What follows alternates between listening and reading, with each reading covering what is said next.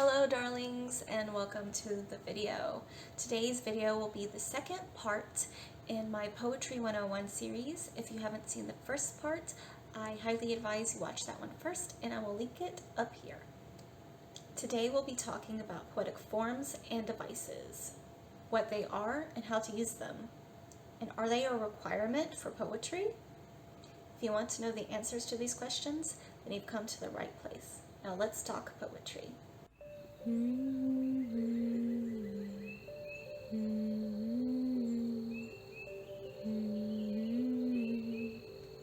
Quick disclaimer, I am not a teacher nor a professor. I do not have a degree, nor do I pretend to be an expert. What I am is a lifelong poet who wants to help people develop a passion for poetry. So consider this your ticket to tag along on this adventure. Let's learn and write together.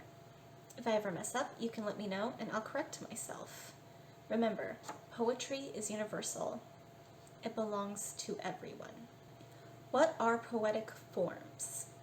Whether the form is fixed or open, it has an overall shape and structure.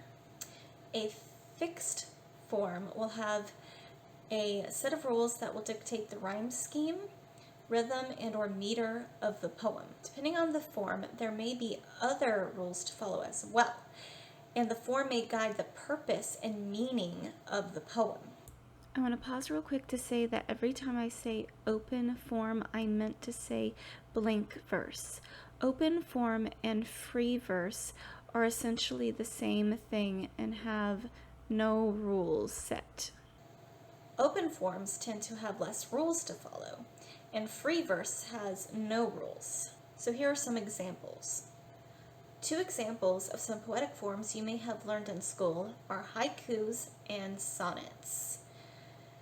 I feel like most people were made to write a haiku at some point in time in their school, and were probably made to read a sonnet by Shakespeare at some point. Those are both examples of poetic forms. Those are fixed forms. That means they have strict rules you have to follow.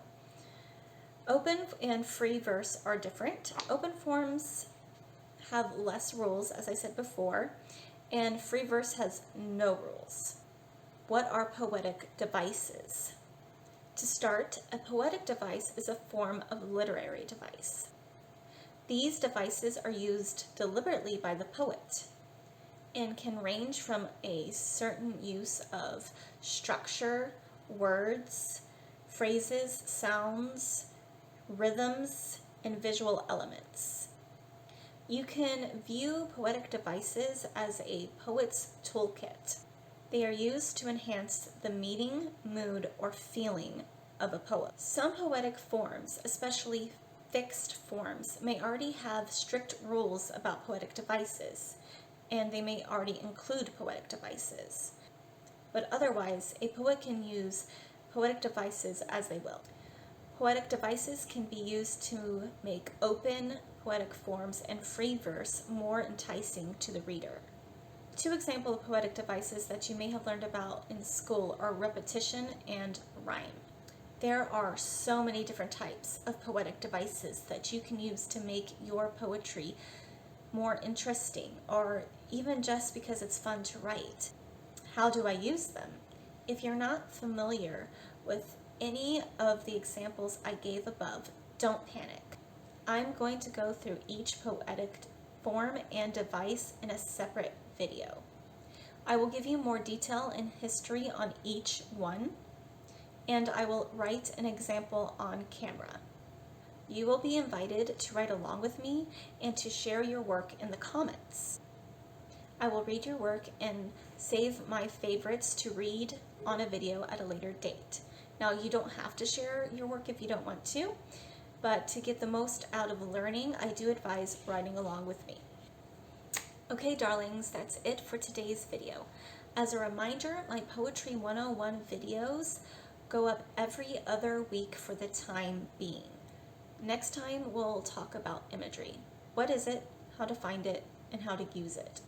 Thank you so much for spending your time with me and taking an interest in poetry. If you liked this video, please remember to like, subscribe, and ring the bell to get notifications. Don't forget to tippity tap in the comments below and tell me what you thought of this video and what you hope to see in this series. If you've made it this far, pick up your bonus points here. And remember, always rise from your ashes, darlings. Until next time, bye.